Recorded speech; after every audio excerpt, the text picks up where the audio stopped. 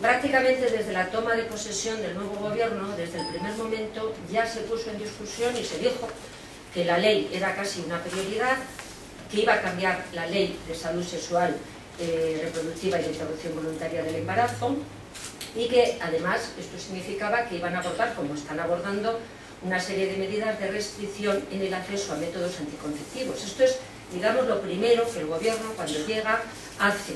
No se preocupa de valorar una situación de cuáles son las necesidades, qué medidas preventivas hay para proteger que las mujeres no se queden embarazadas sin desearlo, sino que no hacen ninguna propuesta de tipo positivo, sino una propuesta claramente negativa. Hay comunidades que han dejado de, estos centros concertados con la Consejería de Salud, han dejado de recibir los pagos correspondientes a la atención sanitaria. Esto obviamente es no solo una injusticia, sino que genera una falta de equidad entre unas comunidades y otras. Otro elemento para saber que las cosas van muy mal es que sabéis que la Ley de Salud Sexual y Reproductiva llevaba incluida una estrategia de salud sexual.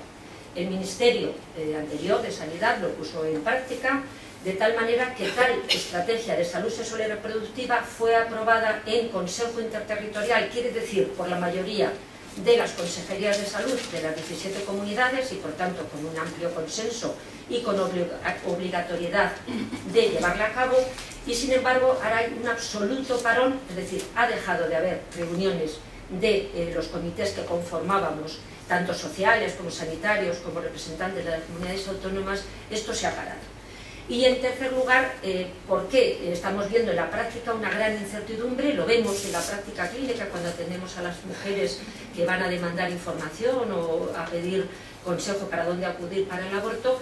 Nos damos cuenta que hay una gran incertidumbre. La gente, las mujeres, a diferencia de lo que pasaba antes, hay veces que no saben dónde acudir y que además temen las consecuencias. Es decir, cuando se oye en los medios de comunicación medidas de esta envergadura, las mujeres que tienen que abortar empiezan a preguntarse ¿y qué me va a pasar?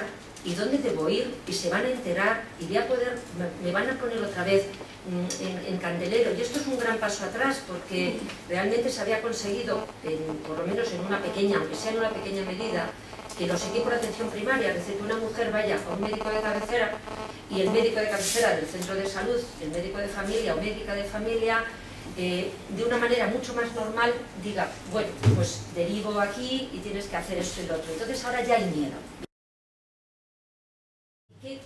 ¿Qué nos ha llevado? ¿Por qué se quiere cambiar la ley? Y cuando una no encuentra, o sea, no se encuentra una serie de razonamientos de tipo sanitario, social, pues claro, es que cuando uno piensa que las motivaciones son fundamentalmente de carácter ideológico, porque ya se ha dicho, o sea, es decir, ¿qué razones hay para retroceder 30 años? Porque estamos en casi 30 años, son 27 desde 1985, ¿no? Es como decir, no tiene, desde cualquier punto de vista que se mire. Entonces, por una parte lo que hemos dicho respecto a la decisión de las mujeres, yo creo que de las novedades importantísimas de la ley era que ese derecho de las mujeres a decidir sobre su maternidad sin necesidad de tutelas. Y ahora de nuevo, si queremos poner en duda el derecho fundamental de las mujeres a su propia intimidad, a su propio desarrollo de su personalidad, a su autonomía, pues estamos atacando derechos, como se ha dicho antes, fundamentales, que están avalados por la Constitución, están avalados por el derecho internacional, están avalados, había una recomendación hacia España en el informe para el año 2012 del Comité de Derechos Económicos, Sociales y Culturales de Naciones Unidas sobre España, emitido en mayo del 2012, se insistía en esa necesidad de garantizar, lo tenía aquí exactamente el texto, garantizar la implementación efectiva de las políticas públicas actualmente existentes en relación con la salud y los derechos reproductivos en el Estado español. Y esto, digo, la decisión de las mujeres es que no está inventada en España, es que en todos los países de nuestro entorno europeo, la gran mayoría es así. Y si nos damos cuenta, parece mentira, pero es que en Francia, ahora no, en Alemania, en Inglaterra, en Bélgica, en Portugal, pues hay gobiernos conservadores. Y sin embargo, cuando se cambia el color político, no permanentemente estás cambiando las leyes que tienen que ver ni con la educación sexual, ni con la salud reproductiva, ni con la interrupción voluntaria del embarazo. Por tanto, realmente nuestra situación es un poco atípica. Segunda razón para no volver hacia atrás es que no hay datos desde un punto de vista de sanitarios que, es decir, me explico, las cifras de aborto en España están estabilizadas, afortunadamente, es decir, hubo un primer descenso en el año 2009, en el año 2010 las cifras que teníamos de aborto había habido un pequeño incremento de un 1% sobre 2009, pero precisamente el grupo de edad que menos abortos se hicieron en el año 2010, aunque sea un leve descenso, pero es muy esperanzador, era precisamente las jóvenes menores de 25 años. Luego, si tenemos cifras estabilizadas, aquel temor a que una ley como esta pudiera hacer que las mujeres, en vez de usar anticonceptivos, pues fueran a abortar, que obviamente no cabe en ninguna cabeza que respete a las mujeres, pues no se ha producido, ¿no? Incluso los datos de la primera mitad del año 2010 con una ley y la segunda mitad del año 2010, pues es que no ha habido ningún incremento. O sea, es que los datos no han movilizado esta situación. La tercera razón tiene que ver con las opiniones de la población.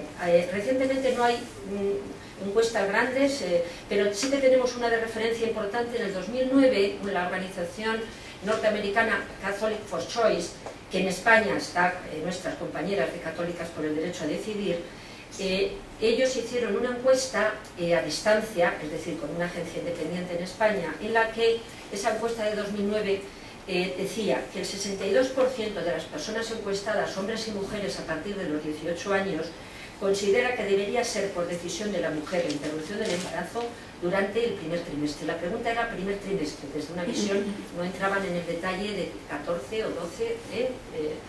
Y otra cosa muy importante, el 68% de esta población general está en desacuerdo con la posición de la jerarquía eclesiástica en todo lo que tiene que ver con la interrupción del embarazo, independientemente además de las ideas religiosas o la ideología de cada cual.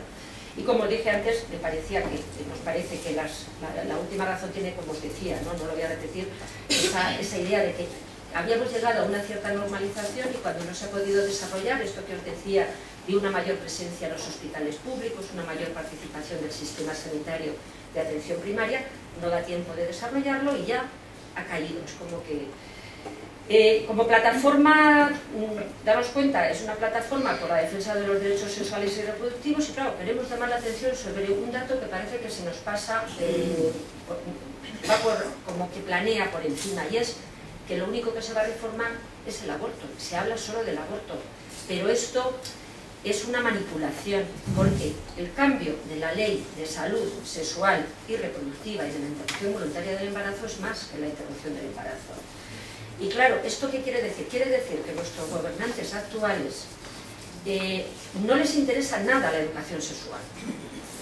Se está poniendo en cuestión la financiación de los métodos anticonceptivos. Por supuesto, sabéis, el debate con la anticoncepción de urgencia que ha quedado parado porque es que no hay ningún soporte, ni siquiera sanitario, para ese tipo de medidas. Y luego incluso algo más, se apropian del derecho de la protección a la maternidad cuando la protección a la maternidad deseada no es un tema que para nada haya generado el partido gobernante en la actualidad. Los derechos de protección a la maternidad vienen de largo y podemos asegurar que por el momento la ley que más ha protegido los derechos a la maternidad, por la información que incluye, por la información que hay sobre alternativas para poder tener una decisión responsable, clara, sobre si abortar o seguir el embarazo, la protección mayor a esto ha sido la actual ley, no la anterior, que era ambivalente y ambigua. Esto, te voy un poquito terminando, tendrá unas serias implicaciones, porque nosotros sabemos por qué aquí probablemente pues hay un número muy respetable de medios de comunicación, pero obviamente no es numeroso, porque todos sabemos que todos los días estamos sometidos al gran mensaje de la crisis económica. Cuando hablamos de crisis económica, tenemos que hablar no solo de la crisis económica, sino de las decisiones políticas que se toman para favorecer más a los ricos que a los pobres. Es decir, esto es así, no es solo la crisis. Y entonces, con estas medidas, muchas personas, familias y sobre todo mujeres, porque en estas circunstancias, a nivel laboral, a nivel de vida cotidiana, las mujeres son las que tienen lo pasan peor, lo que nos encontramos es que precisamente las personas más vulnerables son las que peor lo van a pasar. Os doy un dato que es importante, pero que conocéis.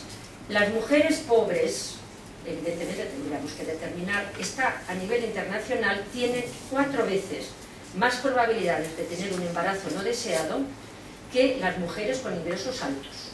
Y tienen 3 veces más posibilidades de tener una interrupción del embarazo que las mujeres con ingresos altos. Que esto no es aquí, es un estudio en contracepción del año 2008 de la Universidad de Princeton en Estados Unidos. Luego, recientemente la prensa se ha hecho eco de un estudio, de un artículo en Lancet que contaba, y no hay ninguna duda, que las leyes más restrictivas de aborto tienen como consecuencia mayores tasas de aborto al medio y a largo plazo. Entonces, no hay ningún aval social, sanitario, de respeto a los derechos que justifique este cambio de ley.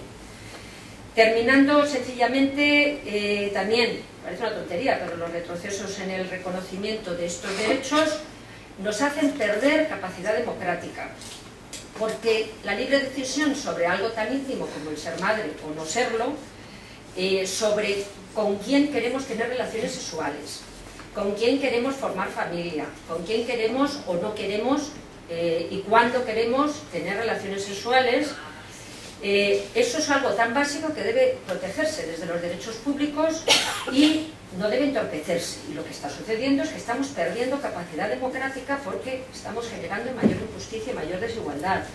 Y por último, es que una sociedad democrática lo mínimo que bueno, es que es una cosa elemental, y es que hay que contar con la sociedad civil. Hemos vivido el proceso de la anterior ley, con todos sus matices, con todas sus opiniones, y en aquel momento se convocó a asociaciones y a otro tipo de colectivos y expertos y expertas de diferente naturaleza, con diferentes opiniones, con grupos incluso antielección, y se supone que se les escuchaba. Entonces creemos que ahora es un momento en que ese procedimiento democrático tan básico, las decisiones se toman por decreto ley, y si gustan bien, y si no, pues también, ¿no? Entonces, solo terminar con que nos jugamos mucho con esta situación, con este cambio hacia atrás, y que por eso, no sé qué os parecerá el eslogan que todo el colectivo, ¿no? Porque somos tantas personas que cada uno tiene su opinión, pero el de decidir nos hace libres tiene también esa doble lectura, ¿no? El decidir como una opción individual de cada persona que los poderes tienen que respetar en todo lo que tiene que ver con la vida íntima. También, aunque sea para equivocarse, no importa, los seres humanos tomamos decisiones y pueden salir bien. Ese no es el problema es la capacidad, que esto nos diferencia entre otras cosas de los animales, en tomar decisiones, ¿no? Y el decidirnos, en el sentido un poquito de decidirnos también un poco a movernos, ¿no? A actuar. Decidirnos es tomar parte, es tomar partido, no partido literal, hay que tomar partido, hay que posicionarse y hay que saber lo que es mejor para la sociedad y lo que es peor.